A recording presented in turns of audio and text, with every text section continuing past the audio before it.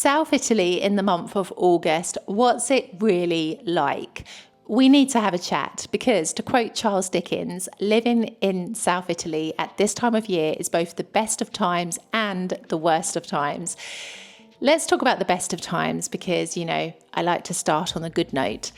First of all, this is holiday month in Italy. If you have been living somewhere under a rock and you have no idea what normally happens in Italy in this month, I'm about to tell you. Italy goes on holiday, quite literally.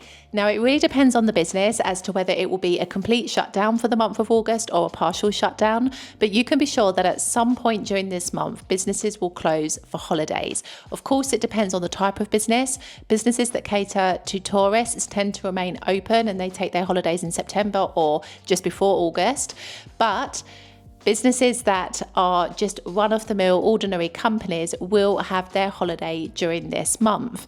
And so what does that mean? Well, of course, it means that there is a slowness and a sense of relaxation that fills the air. It's a lovely month. I am currently in my last working week before I too have a 10-day break, and I cannot wait.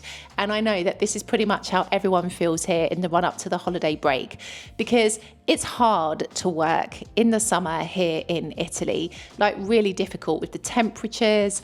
You find that the workload tends to increase in the run up to the end of July. Like, it just becomes a very intense period. And so Italians look forward to having a period of time to rest and relax in the month of August. So that's a really, really nice aspect to it. And there are a couple of nice things that happen in this month. So on August the 10th, there is a night dedicated to San Lorenzo, Notte di San Lorenzo. And it is when you are most likely to see shooting stars in the sky. And sometimes it can be between the 10th to the 12th of August. It really depends. But essentially what normally happens on that day and over that period is that Italians will go to places where they are most likely to see these shooting stars. So countryside locations, on the beach, kind of, in natural spots where you've got the opportunity to potentially see these stars. Now, lots of events happen around this time as well to coincide with this, but it's a really lovely evening. I remember a few years ago in Salerno, I was on the beach and I saw a shooting star above the sea, and I have to be honest with you, it was an experience I'll never ever forget. And so every year since then, I've done my best to either go to an event or to be somewhere with the possibility of seeing a shooting star again. So that's something really nice that happens this month. Also, you have Ferragosto, which is on the 15th of August. This is a national holiday for every single Italian. And what you will find on that day is any shops or businesses that are open will usually close half day. And people spend that day either going to the beach or having barbecues, spending time with family and friends. This celebration kind of marks the end of summer. So it's a little bit like bittersweet in a way, because you have this moment together with family and friends. You're enjoying the weather, you're on holiday, except you also know that this is kind of the last part of the summer holiday now. So, there's that bittersweet aspect to it as well. But it's a really nice occasion. And I think it's nice because there is this chilled atmosphere and everybody is just enjoying this moment of pause and relaxation. So these are the good aspects of Italy in August.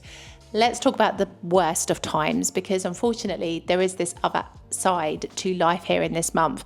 And of course it ties back into the fact that everyone is on holiday, because of course there are people everywhere, Italian tourists combined with international tourists.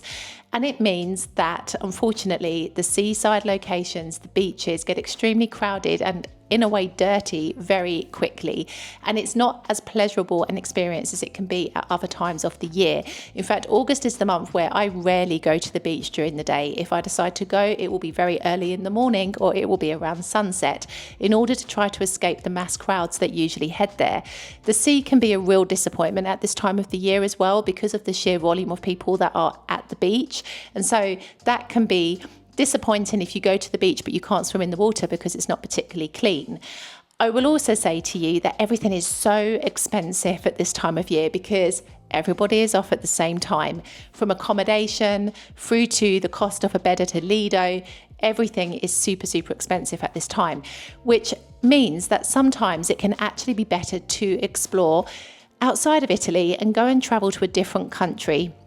And this is nice in a way, and a lot of Italians do this for the reasons that I've mentioned, but also because everything does shut down here in Italy. It can be nice to go somewhere where life is normal and where, you know, the routine is the same and you've got that life again. Because this Italy shutdown is very particular to this country. Not many countries around the world have a similar thing. A lot of countries remain fully functional and operational in this month. So it can be really, really strange sometimes to experience it. So it can be nice to take this opportunity to go and explore other countries, other cities, and in a way escape the crowds that tend to flock to Italy for holidays at the same time. Now, of course, it goes without saying you have to be really, really organised of your bureaucracy because most government offices will be closed in August. So what this means is that if you're dealing with a bureaucratic matter, you've got to try and wrap it up in July or be prepared to restart it in September, usually around the middle of September. So you have to be super organised. It's like the month of August doesn't exist. It's on the calendar, but it doesn't exist to do anything of importance in Italy. This really is the month to stop. And I think this is one of the hardest things to get used to when you start living here, particularly if your country is very different like mine is.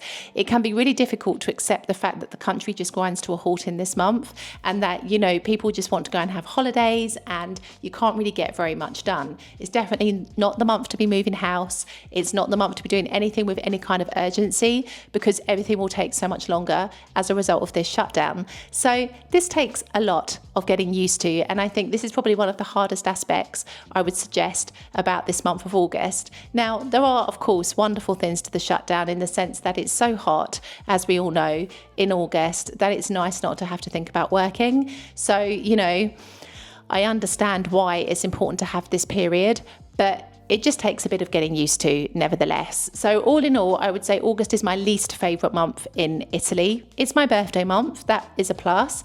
But in terms of the life in Italy, it's my least favourite month. There are too many people, everything is too expensive. Also, I don't like this whole shutdown thing because you just cannot get anything done if you needed to.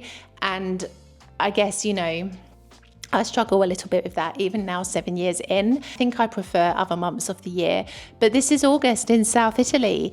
I hope this video has helped, and if you've enjoyed this video, this is the one that you need to watch next. I'll see you in the next video.